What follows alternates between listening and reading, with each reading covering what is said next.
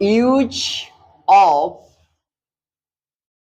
H2 M2 R2,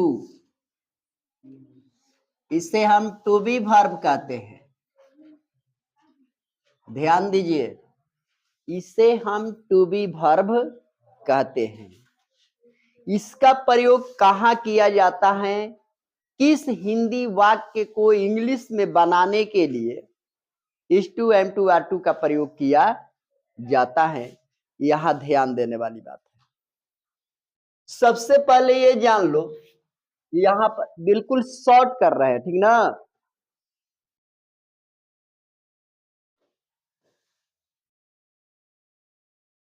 क्रिया के अंत में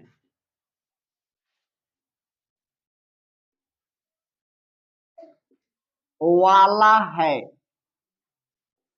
वाली है, वाले है, को है, का है, की है, रहे तब, यानी किसी भी हिंदी वाक्य के क्रिया के अंत में ये बात लगी हो तो आपको ये समझना चाहिए कि वहां H2 M2 R2 का ही प्रयोग करना है।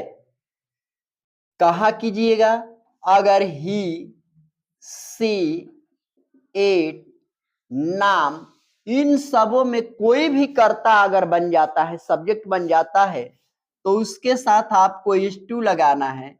अगर आई सब्जेक्ट बने तो उसके साथ आपको M2 लगाना है।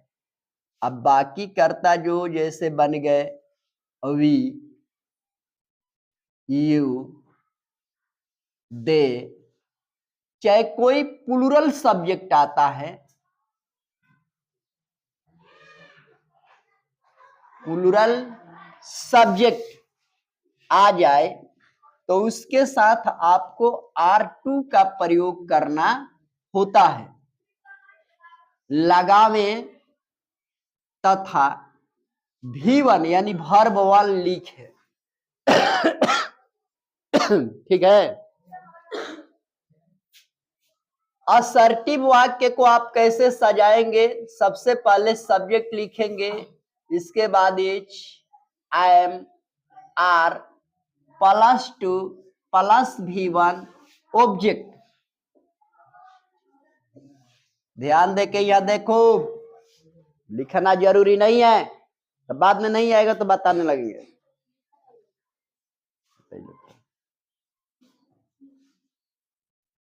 यहां पर देखो, जैसे लिखे कि मैं भात खाने वाला हूं। अब मैं का इंग्लिश क्या जानता है?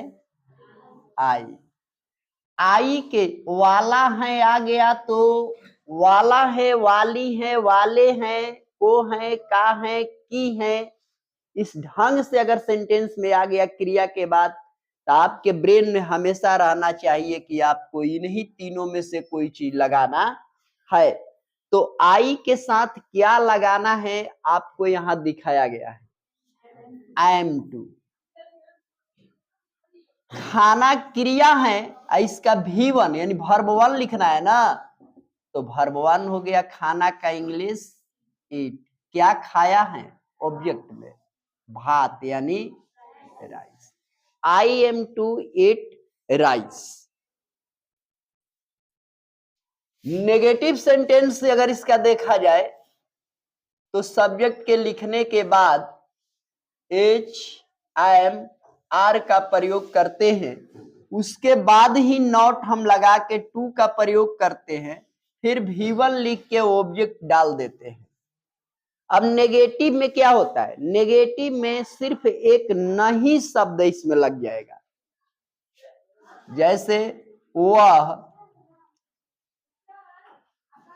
भात नहीं खाने वाला है।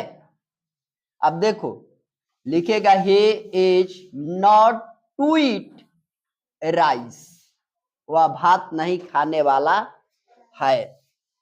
अगर इस इंट्रोगेटिव इसका देखा जाए तो इंट्रोगेटिव सेंटेंस कौन होता है, जिसमें पहले क्या लग जाता है, पहले क्या लग जाता है तो क्या हो जाता है, इंट्रोगेटिव हो जाता है।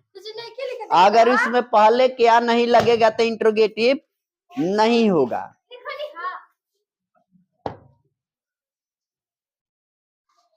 पहले क्या नहीं लगेगा तो इंट्रोगेटिव नहीं होगा।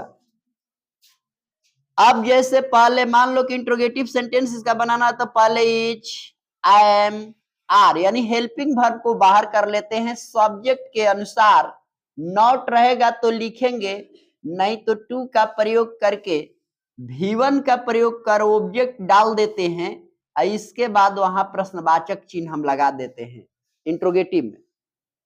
इंट्रोगेटिव सेंटेंस कैसे होते हैं तो क्या मैं पढ़ने वाला हूं, चाहे आ जाए क्या मैं पढ़ने को हूं, क्या मैं खाने को हूं, क्या मैं जाने को हूं। तो क्या मैं पढ़ने वाला हूं तो आई के साथ एम लगता है, इसको हमने बाहर कर लिया, तीनों में से हमने एम को बाहर किया, इसके बाद सब्जेक्ट में आई है उसको लिखा, नॉट इसमें कहीं दिखता है क्या, नहीं, तो टू का प्रयोग किया, इसके बाद V1 लिखा पढ़ना का इंग्लिश, रीड क्या मैं पढ़ने वाला हूं, लास्ट में क्या लगे प्रश्नवाचक।